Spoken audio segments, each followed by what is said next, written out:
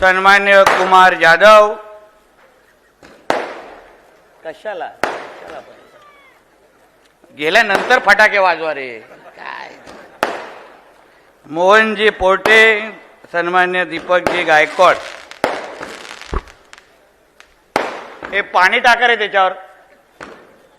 झालं आता काय काय रे बाबा तुम्हाला.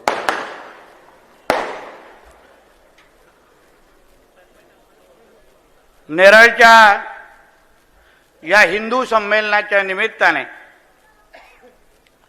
मी माझे विचार मांडण्यासाठी आपल्या समोर इथे उपस्थित आहे. या निमित्ताने अतिशय ताकदीने उपस्थित असलेले सर्वच आमचे हिंदू माता भगिनींनो आणि माझे सर्व तरुण मित्रांनो, सर्वात प्रथम माझ्या अगोदरच्या दोन्ही वक्त्यांसाठी आपण सगळ्या जणांनी जोरदार अशा टाळ्या मारल्या पाहिजे. अतिशय प्रभावी आणि अशी महत्वाची माहिती, राष्ट्र स्वयंसंघाचा इतिहास आणि जोशीताईंनी पण अशी अतिशय उपयुक्त अशी माहिती आपल्या समोर मांडलेली आहे. ह्या दोघं जणांनी जे असे बोलले, माहिती दिली, त्या चौकटीतला मी नाही, म्हणून त्यांच्यासाठी टाळ. नाहीतर तुम्हाला माझ्याकडून अशा पंचतत्व किंवा अशा गोष्टीचे काय अपेक्षा असेल तर चारी बाजूनी रस्ते आहेत, कधीही जाऊ शकता, काही हरकत नाही. आपल्याला विशिष्ट अशा कामासाठी बोलवलेलं आहे.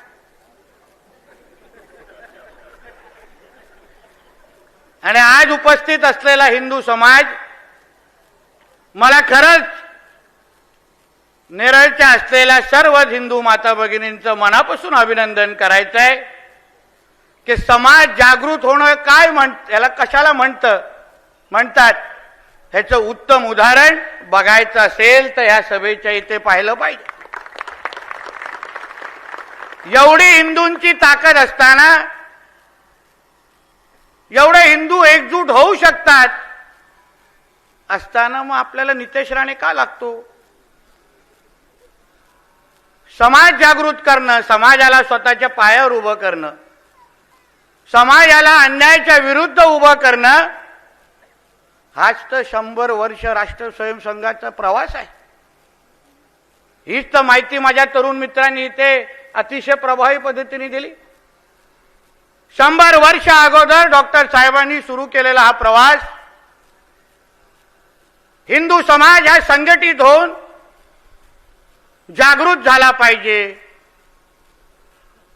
आपल्यासाठी स्वतःसाठी उभं राहायला पाहिजे, हाच तर ज्वलंत विचार घेऊन 100 वर्ष राष्ट्र स्वयंसंघ आतापर्यंत प्रवास करत आलेला आहे.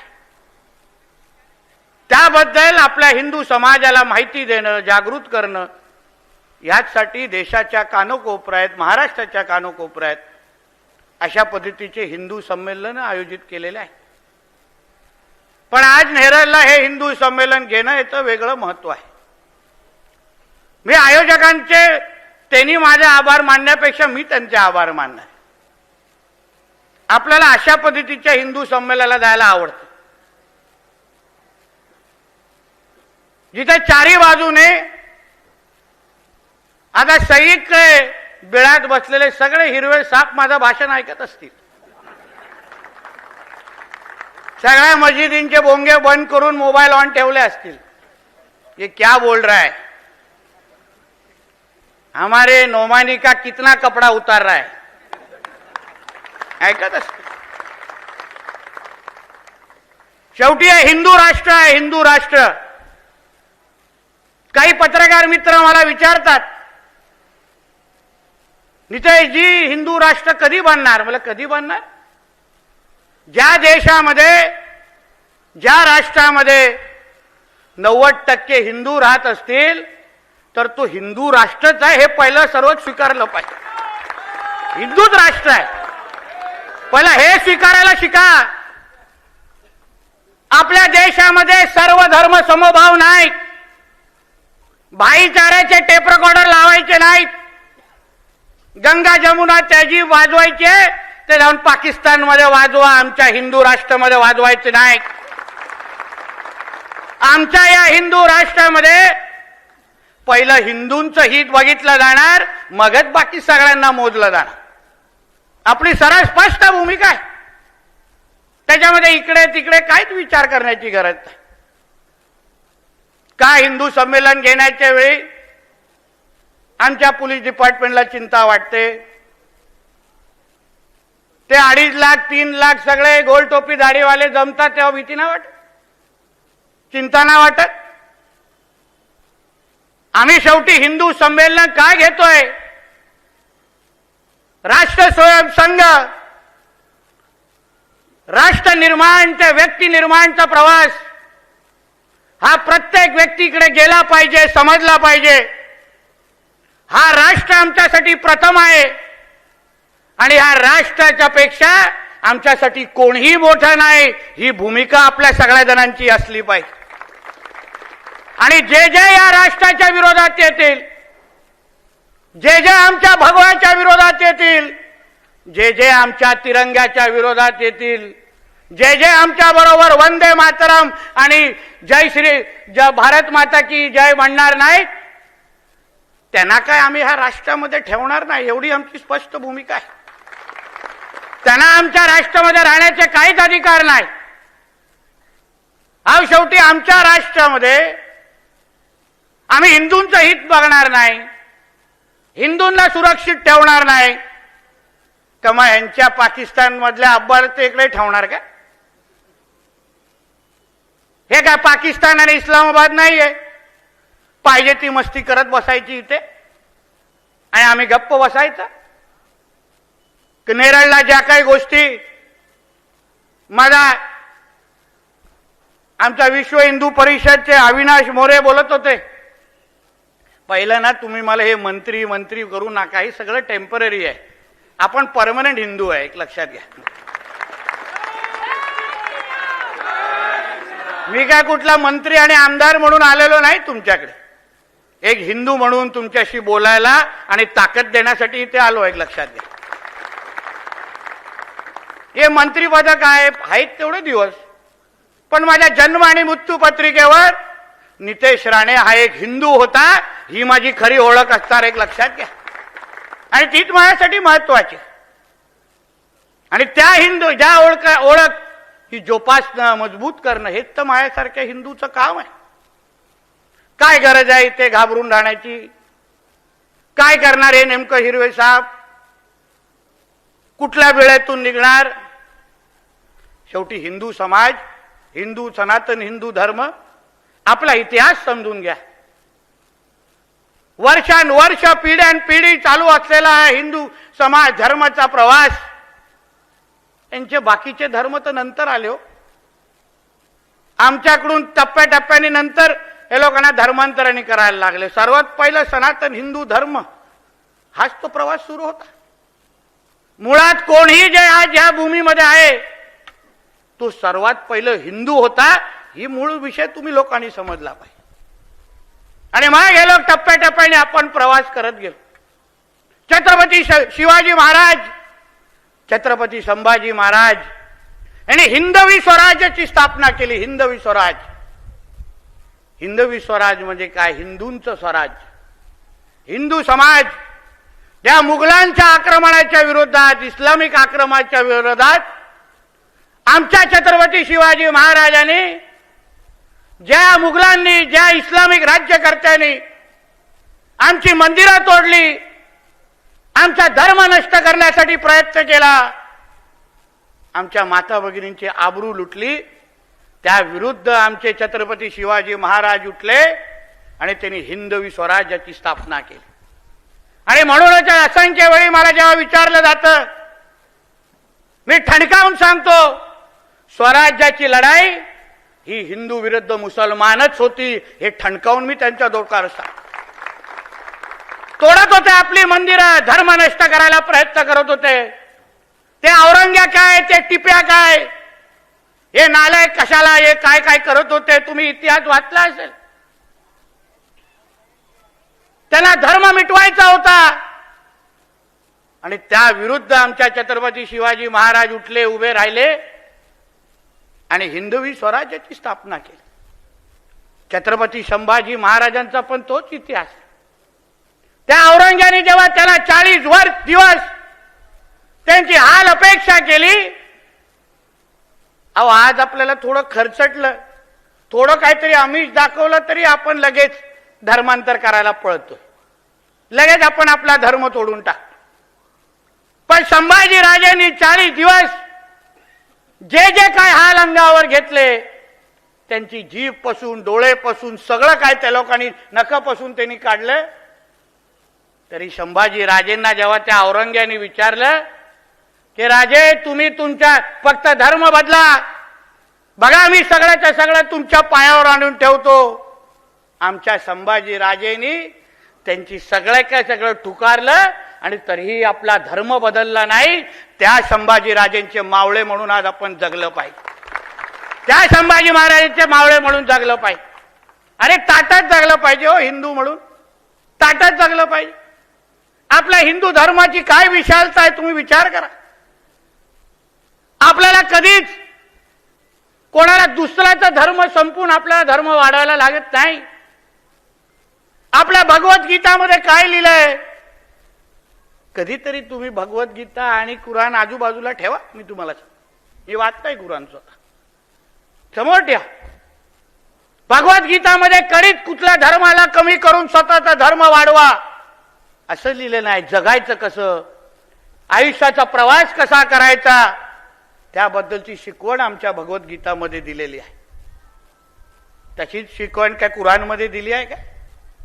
मूवीचं उभा करा कुठल्या तरी मुल्ला मौलवीला माझ्यावर स्टेजवर, त्याला विचारा नितेश राणे बोलतोय खोटं आहे काय खरं आहे, नाही कुठे लपला असेल तो कोमानी इथे त्याला घेऊन या आणि उभा करा इथे, विचारा मी बोलतोय तर खोटं आहे का? दुसऱ्यांचा धर्म संपवून स्वतःचा धर्म वाढवा, हिंदूंना संपवा किंवा त्यांचा धर्मांतर करा, हे त्यांच्या धर्म पुस्तकामध्ये लिहिलेलं आहे. आपल्या धर्मामध्ये लिहिलेलं नाही, आपल्या धर्मामध्ये लिहिलेलं नाही. आपण प्रत्येकाला धर्माला सन्मान करायला शिकतो. बघा आपले सणासुदी आल्यानंतर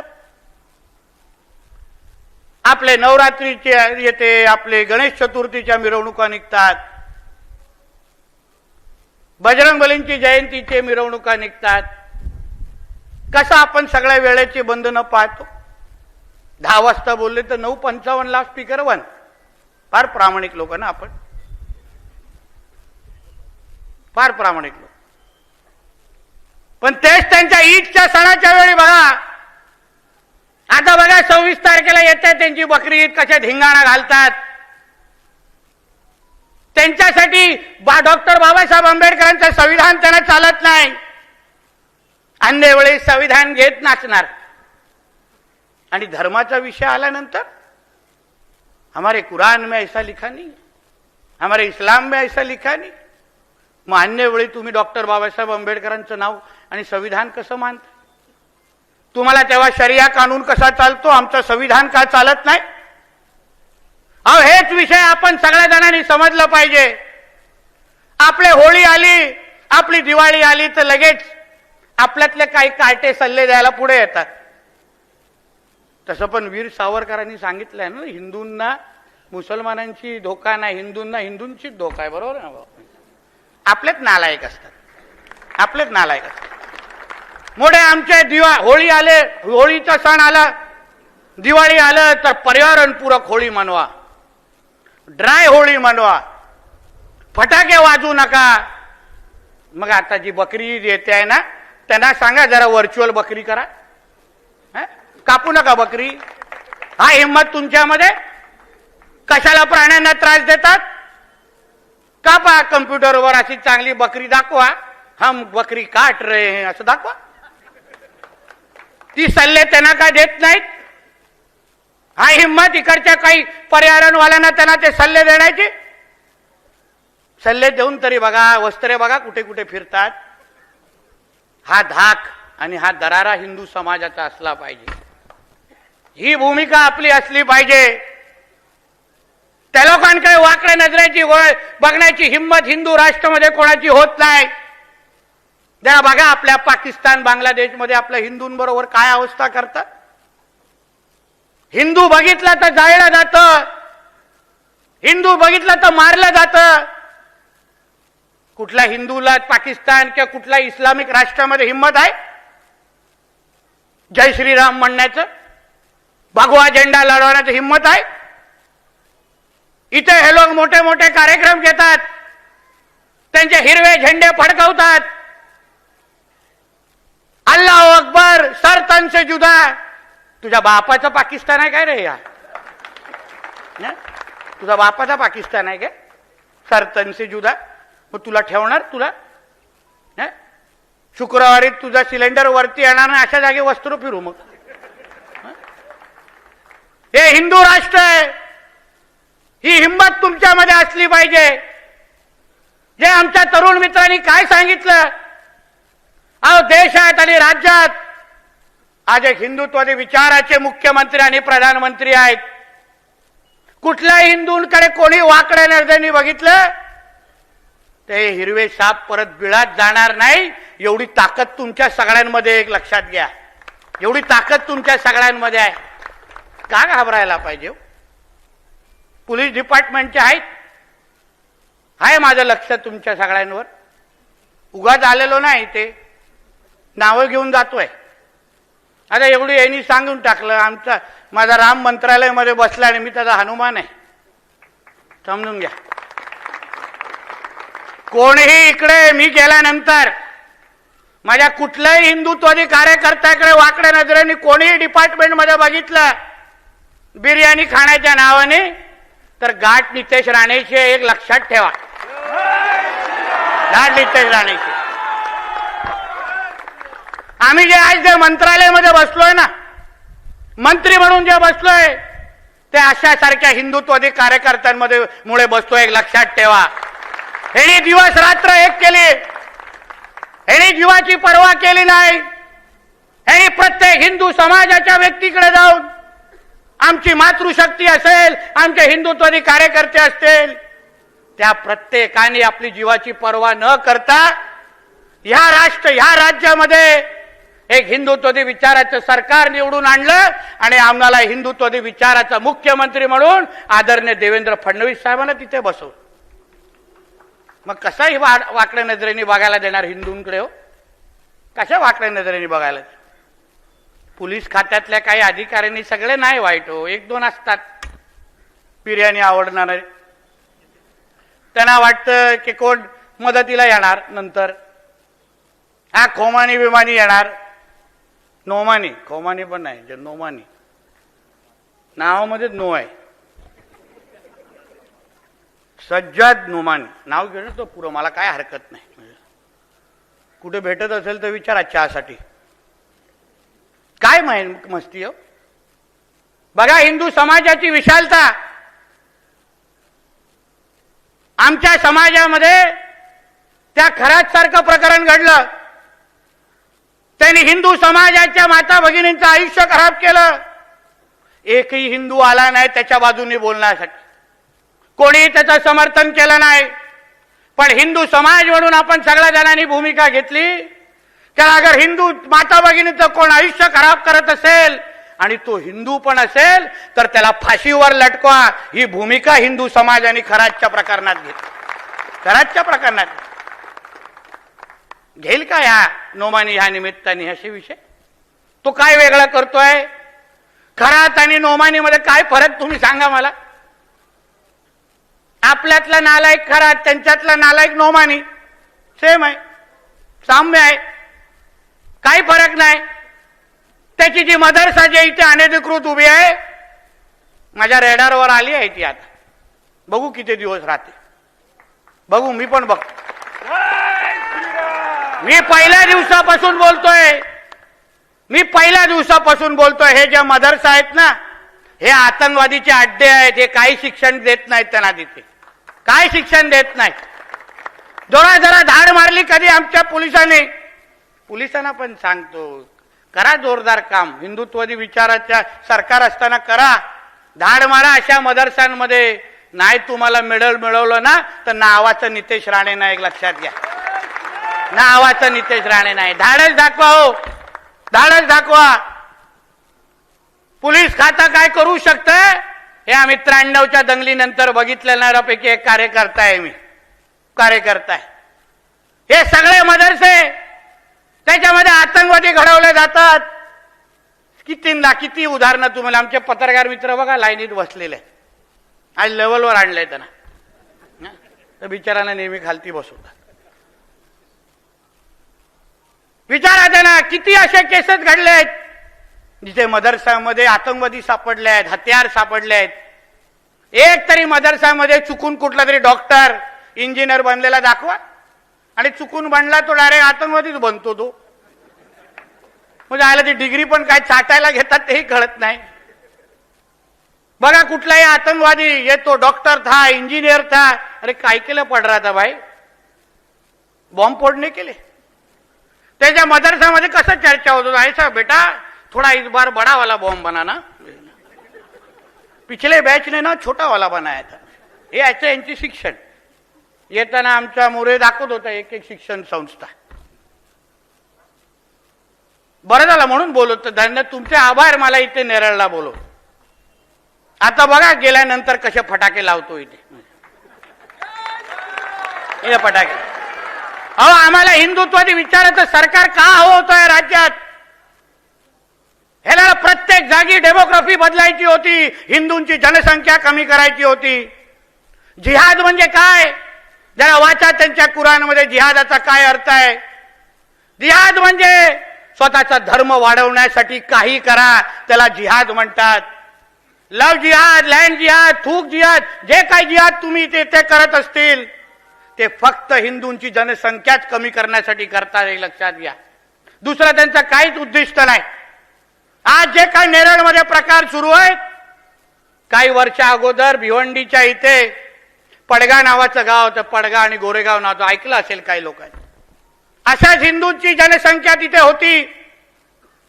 हे लोक पहिले 5, 10, 15 साडी विकण्याच्या नावाने येणार, टायर बनवण्याच्या नावाने येणार. हळूहळू हळूहळू आपली 10 पासून 20, 20 पासून 60% लोकसंख्या घेऊन जाणार. आपल्या माता भगिनींना लव जिहाद सारख्या प्रकरणामध्ये अडकवणार आणि आपली जनसंख्या वाढवत बसला. त्या लोकांनी पडगाव आणि गोरेगाव सारख्या गावांचं एवढी लोकसंख्या तिथे वाढवली की तिथे पडगामचं नाव त्या लोकांनी अल शाम ठेवून ठेवलं आणि एक औषधाला एक हिंदू तिथे सापडला नाही. मग औषधाला हेच तुमच्या नेरळमध्ये करण्याचा त्यांचा प्रयत्न आहे. आजचं तुमचं नेरळ उद्याचं त्यांचं निजामुद्दीन नगर होऊ शकतं एक लक्षात घ्या. तुम्ही अगर जागृत राहिला नाहीत, तुम्ही अगर हिंदू म्हणून तुम्ही यांचे अगर मनसुबे आहेत तुम्ही ओळखले नाहीत, तर मग उद्या तुमच्या घरामध्ये पण तुम्हाला पूजा हे लोक करायला देणार नाही. हे असे नालायक हे जिहादी असतात. हे असे नालायक जिहादी असतात. आणि तुम्ही चिंता कशाला करता. आम्ही बसलोय ना मंत्रालयामध्ये, बसलोय आम्ही. कशाला बसवलंय. मी आहे मत्स्य आणि बंदर खात्याचा मंत्री, पण अजून एक खातं दिलेलं आहे मला. हिरवे सापांचं संगोपन करण्याचं खातं आहे म्हणजे.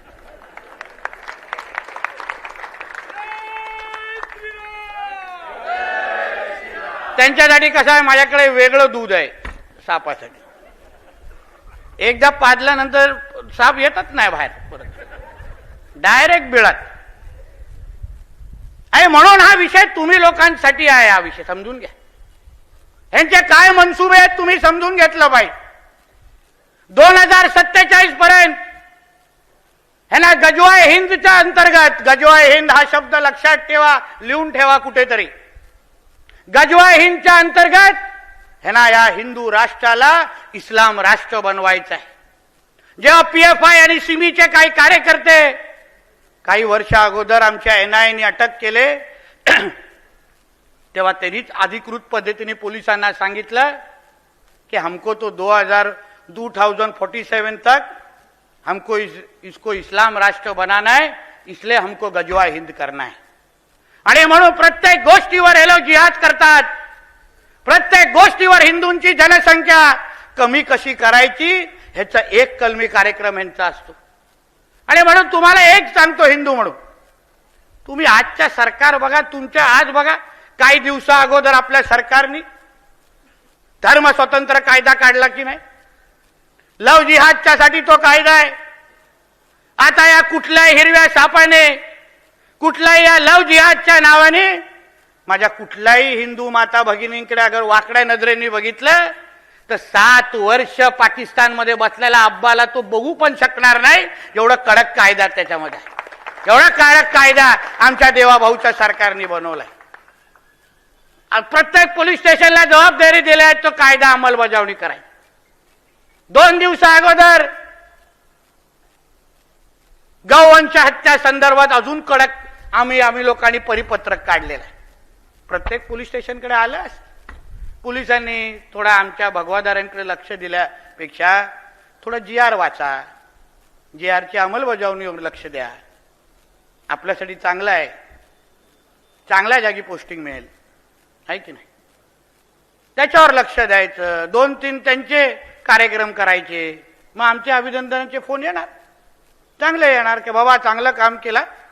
आमच्या गौमाताला सुरक्षित ठेवणारा जो पोलीस अधिकारी असेल त्याला ना नरेंद्र मोदी साहेब आणि देवेंद्रजी फडणवीस कडून अगर मी सत्कार करावला ना तर नावाचं नितेश राणे नाही, मी सांगून नोंद करून ठेवा, कुठे व्हिडिओ काढून ठेवा.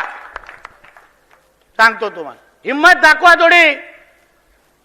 हे आपले होणार नाहीत कधी.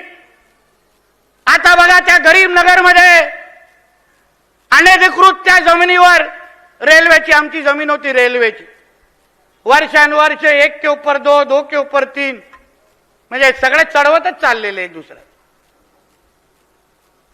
ते जेव्हा तिथे अनधिकृत जेव्हा त्यांची घरं आणि मस्जिद तोडण्यासाठी जेव्हा बुलडोजर चालली तेव्हा किती पोलीस जखमी झाले ही जरा माहिती घ्या. तेव्हा क्यों नाही, का नाही पोलीस इन्स्पेक्टर आठवणीत आले, का नाही आमचे पोलीस माता भगिनी आठवणीत आल्या, पोलिसांवर दगड का मारल्या? तेव्हा आपला धर्म महत्वाचा होता ना. म्हणून ही भूमिका तुम्ही लोकांनी समजून घेतली पाहिजे. पोलिसांनी बांधून टाकलं पाहिजे. जेव्हा जेव्हा दंगली झालेल्या आहेत तेव्हा तेव्हा हे लोकांनी पोलिसांवर सर्वात जास्त हल्ले केलेले आहेत. ह्याची कुठेतरी तुम्ही डायरीमध्ये नोंद करा आणि आपल्या दांड्याला ऑइलिंग करून ठेवा, योग्य जागी वापरा. अहो ह्याच त्या गोष्टी समजल्या पाहिजे आपण लोकांनी. आपले कोण, ते लोक कोण. आपण आपल्या हिंदू राष्ट्रामध्ये हिंदुत्वादी विचाराचे सरकार असताना आपण अगर आपल्या हिंदूंच्या बाजूने अगर उभं राहिलो नाही, हिंदू म्हणून अगर आपली ताकद दाखवली नाही तर मग केव्हा दाखवणार?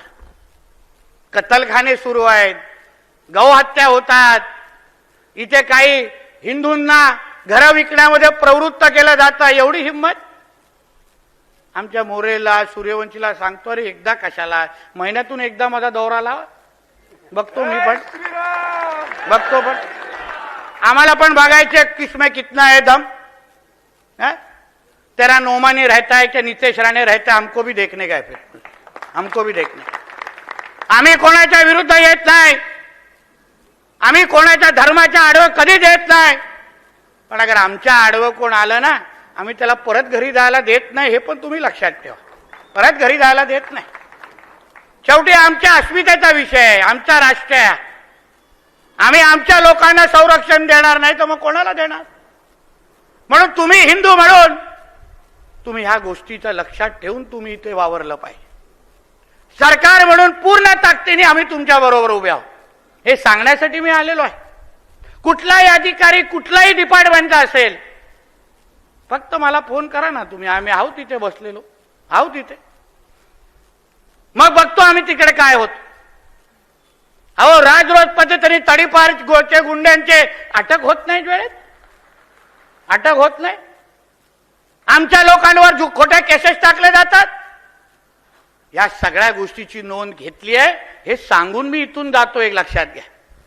आणि म्हणून या हिंदू संमेलनाच्या निमित्ताने आज हिंदू म्हणून जे तुम्ही आज जे एकत्र आलात, या टोकापासून त्या टोकापासून ते त्या टोकापर्यंत प्रत्येक हिंदूला मी सांगतो, आजपासून हिंदू म्हणून गर्व से करो हम हिंदू आहे असं म्हणून उद्यापासून या नेरळला जगण्याला शिका. कशाची भीती बाळगू नका. आम्हालाही बघायचंय की ज्या लोकांच्या आशीर्वादामुळे नितेश राणे आज मंत्री झालाय, आमदार झालाय, त्या हिंदूवर कोण वाकड्या नजरेने बघतो हे मलाही बघायचं आहे.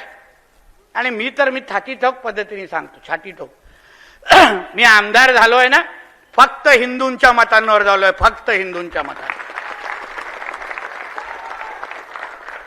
मी कुठल्याच मोहल्ल्यांमध्ये गेलो नाही मत मागण्यासाठी. कुठं मोहल्ल्यांमध्ये गेलो नाही म्हणून माझं मतदान वाढलंय हो. विचार करा, 2014ला 26,000 निवडून आलं, 2019ला 29,000 निवडून आलं, आणि मग ह्यांची चिरफाड करायला लागलो. बघा आज 58,000 निवडून आलेला तुमचा आमदार, 58,000. छाती ठोक पद्धतीने मतदानाच्या दिवशी माझे व्हिडिओ बघा, हेच भगवा घालून मी मतदान मागवत होतो आणि मला छाती ठोक पद्धतीने हिंदूंनी मतदान केलं. म्हणून इकडचे काही लोकप्रतिनिधी असतील, ओला लाचार होऊ नका हो. हे लोक आहेत ना आपली काळजी घेण्यासाठी, काय चिंता करतात. आपल्याला आमदार खासदार हिंदूंच्या मतावर ज्या दिवशी बनाल ना तुम्हाला झोप पण चांगली लागेल, झोप पण चांगली लागेल. नाही तर उगाच त्या मस्जिदीमध्ये सलाम करायला जायला लागेल रोज शुक्रवारी, उगाच. आणि म्हणून या निमित्ताने तुम्हाला सांगायचं, आजचं जे हिंदू संमेलन आहे हे निर्णायक असलं पाहिजे. तुम्हाला सांग, मी विश्वास द्यायला तुम्हाला आलेलो आहे, नुसतं उपस्थिती नाही. आमच्या सगळ्या हिंदुत्वादी विचाराच्या कार्यकर्त्यांचा आधार म्हणून मी इथे आलेलो आहे, ताकद देण्यासाठी आलो.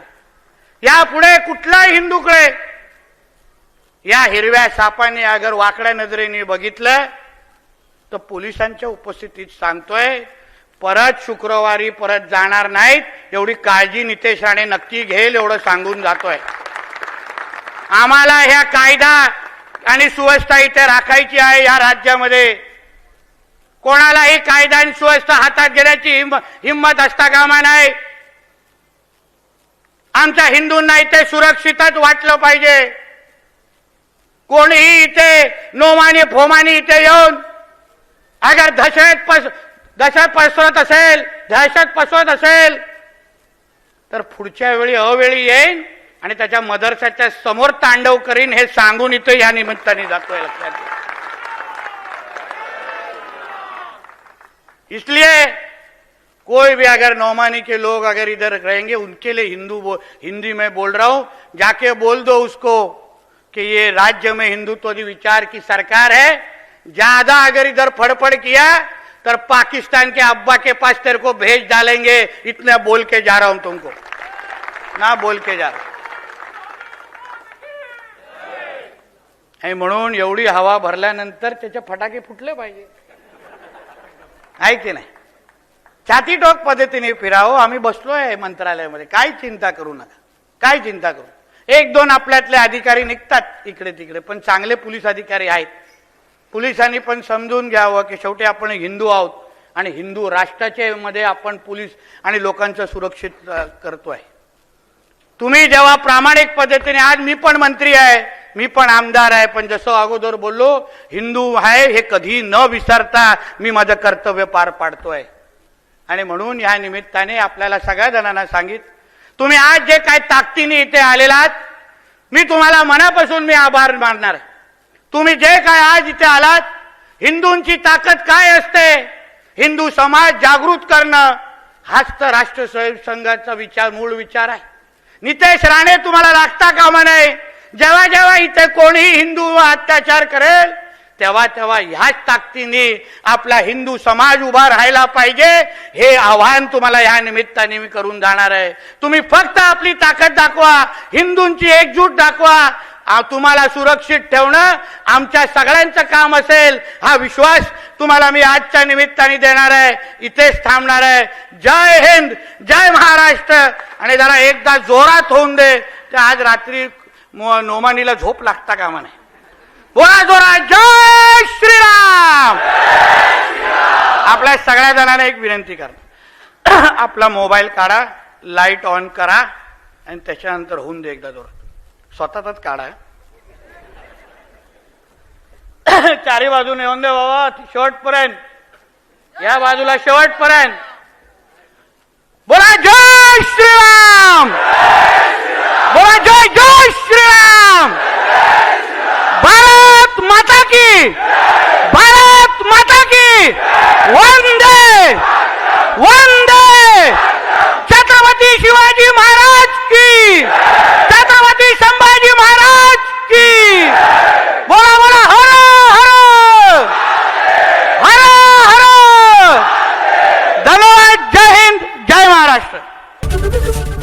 एबीपी माझा, उघडा डोळे बघा नीट.